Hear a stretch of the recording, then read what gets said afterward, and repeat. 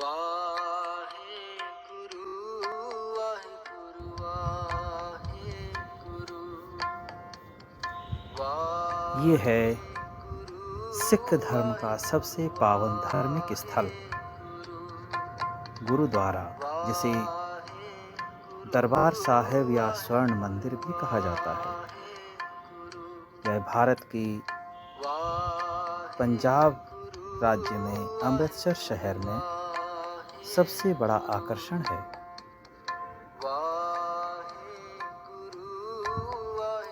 पूरा अमृतसर शहर स्वर्ण मंदिर के चारों तरफ बसा हुआ है।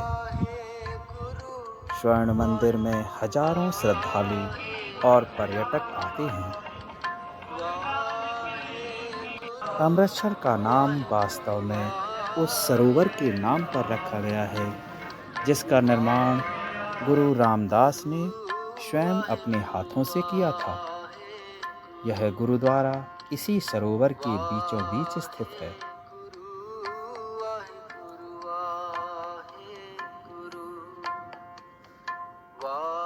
गुरुद्वारे का बाहरी हिस्सा सोने का बना हुआ है, इसलिए इसे स्वर्ण मंदिर के नाम से भी जाना जाता है।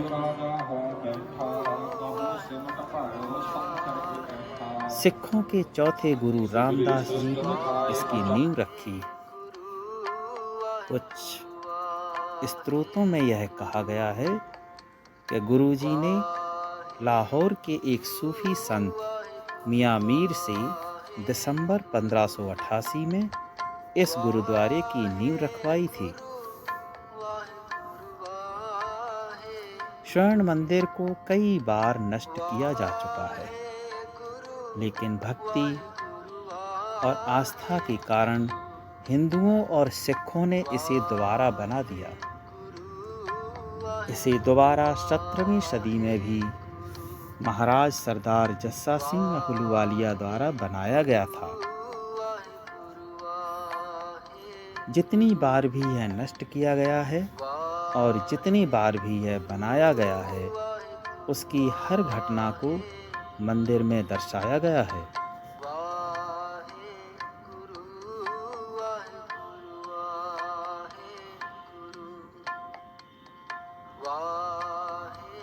लगभग 400 वर्ष पुराने इस गुरुद्वारे का नक्शा खुद गुरु अर्जुन देव जी ने तैयार किया था।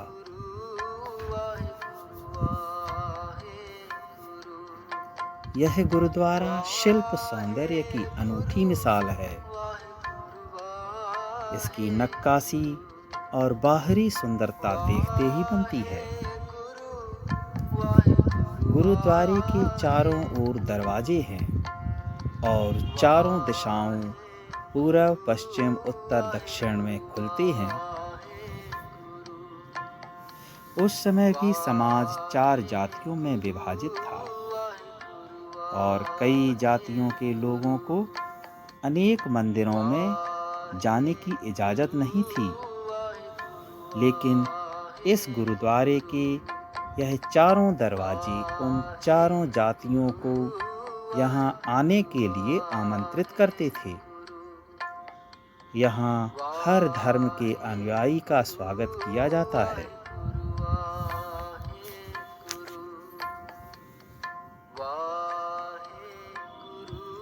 श्री हरिमंदिर साहिब परिसर में 2 बड़े और कई छोटे छोटे तीर्थ स्थल हैं।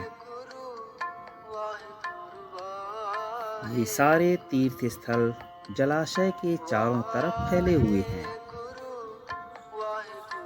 इस जलाशय को अमृतसर, अमृत सरोवर और अमृत झील के नाम से जाना जाता है। पूरा स्वर्ण मंदिर सफेद संगमरमर से बना हुआ है और इसकी दीवारों पर सोने की पत्तियों से नक्काशी की गई है।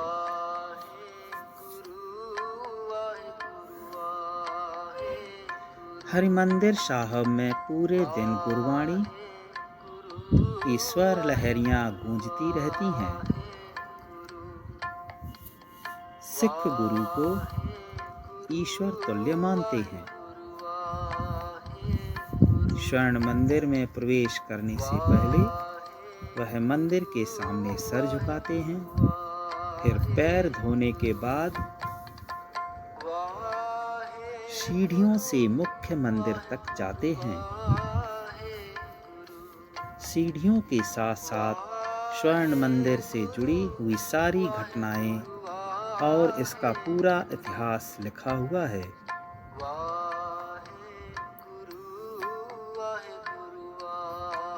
यह एक बहुत ही खूबसूरत इमारत है।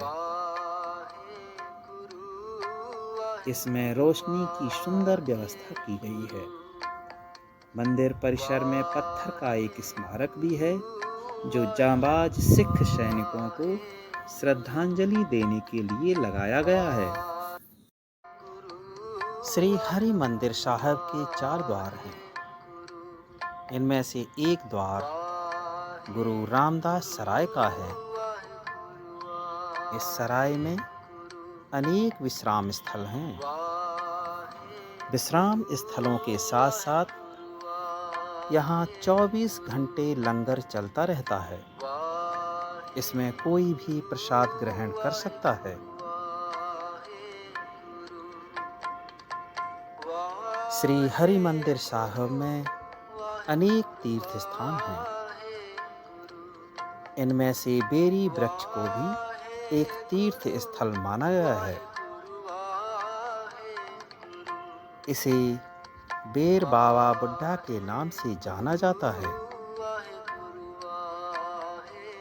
कहा जाता है कि जब स्वर्ण मंदिर बनाया जा रहा था तब बाबा बुड्ढा जी इसी वृक्ष के नीचे बैठे थे और मंदिर के निर्माण कार्य पर नजर रखे हुए थे। स्वर्ण मंदिर सरोवर के बीच में मानव निर्मित द्वीप पर बना हुआ है। पूरे मंदिर पर सोने की परत चढ़ाई गई है। यह मंदिर एक पुल द्वारा किनारे से जुड़ा हुआ है। झील में श्रद्धालु स्नान करते हैं। यह झील मछलियों से भरी हुई है। मंदिर से 100 मीटर की दूरी पर स्वर्ण जड़ित अकाल तख्त है। इसमें एक भूमिगत तल भी है और 5 अन्य तल हैं। इसमें एक संग्रहालय और सभागार हैं। यहाँ पर शरबत खालसा की बैठकें होती हैं। सिख पंथ से जुड़ी हर मसले या समस्या का समाधान इसी सभागार में किया जाता है।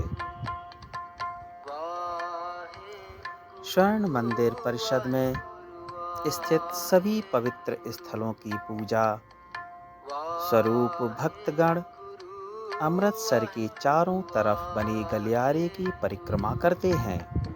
इसके बाद वे अकाल तख्त के दर्शन करते हैं।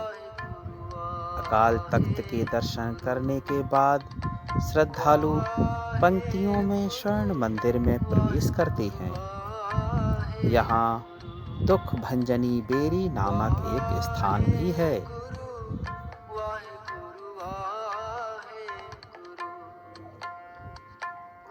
गुरुद्वारे की दीवार पर अंकित मान्यता के अनुसार एक बार एक पिता ने अपनी बेटी का विवाह कोढ़ग्रस्त व्यक्ति से कर दिया।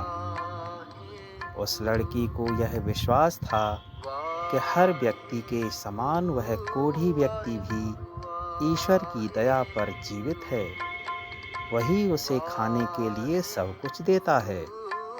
एक बार वह लड़की शादी के बाद अपने पति को इसी तालाब के किनारे बैठाकर गांव में भोजन की तलाश के लिए निकल गई। तभी वहां अचानक एक कौवा आया। उसने तालाब में डुबकी लगाई और हंस बनकर बाहर निकला। ऐसा देखकर कोढ़ग्रस्त व्यक्ति बहुत हैरान हुआ। उसने भी सोचा कि अगर मैं भी इस तालाब में चला जाऊं तो कोढ़ से निजात मिल जाएगी। उसने तालाब में छलांग लगा दी और बाहर आने पर उसने देखा कि उसका कोढ़ नष्ट हो गया है। यह वही सरोवर है जिसमें आज हर मंदिर साहिब स्थित है। यह छोटा सा तालाब था जिसके चारों ओर बेरी के पेड़ थे। तालाब का आकार तो अब पहले से काफी बड़ा हो गया है, तो भी उसके एक किनारे पर आज भी बेरी का पेड़ है। यह स्थान बहुत पावन माना जाता है। यहाँ भी श्रद्धालु माथा टेकते हैं। परंपरा यह है कि यहाँ आने वाले श्रद्धालुजन सरोवर में स्नान करने के बाद ही गुरुद्वारे में मत्था टेकने जाते हैं। जहाँ तक इस विशाल सरोवर की साफ सफाई की बात है, तो इसके लिए कोई विशेष दिन निश्चित नहीं है, लेकिन इसका पानी लगभग रोज ही बदला जाता है। इसके लिए वहाँ फिल्टरों की व्यवस्था है। इसके अलावा 5 से 10 साल के अंतराल में सरोवर की पूरी तरह से सफाई की जाती है। इसी दौरान सरोवर की मरम्मत भी होती है। इस काम में 1 हफ्ता या उससे भी ज़्यादा समय लग जाता है।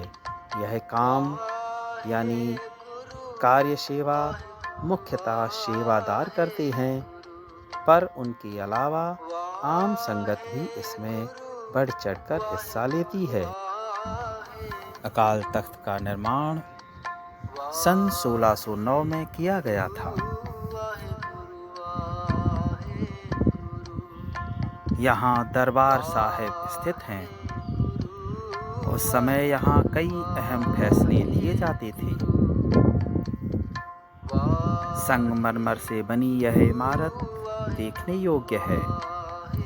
इसके पास शिरोमणि गुरुद्वारा प्रबंधक समिति का कार्यालय है, जहाँ सिखों से जुड़े कई महत्वपूर्ण निर्णय लिए जाते हैं।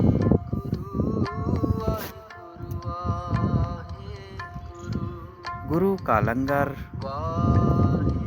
गुरुद्वारा आने वाले श्रद्धालुओं के लिए खाने पीने की पूरी व्यवस्था होती है।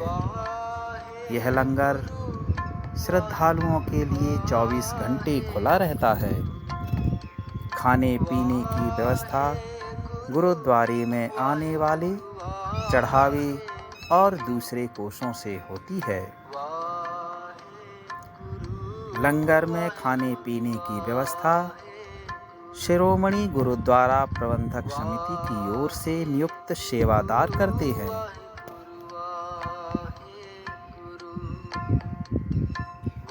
वे यहाँ आने वाले लोगों की सेवा में हर तरह से योगदान देते हैं।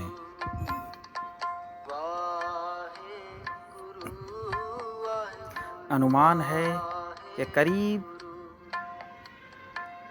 40,000 से ज़्यादा लोग रोज यहाँ लंगर का प्रसाद ग्रहण करते हैं। सिर्फ भोजन ही नहीं, यहाँ श्री गुरु रामदास सराय में गुरुद्वारे में आने वाले लोगों के लिए ठहरने की व्यवस्था भी है। इस सराय का निर्माण सन 1784 में किया गया था। यहाँ लगभग 228 कमरे और 18 बड़े हॉल हैं। यहाँ पर रात के समय के लिए गद्दे व चादरें मिल जाती हैं। एक व्यक्ति की 3 दिन तक ठहरने की पूर्ण व्यवस्था है।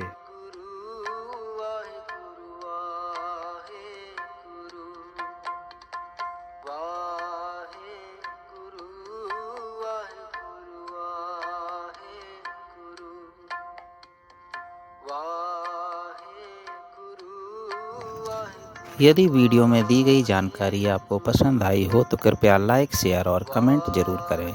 धन्यवाद।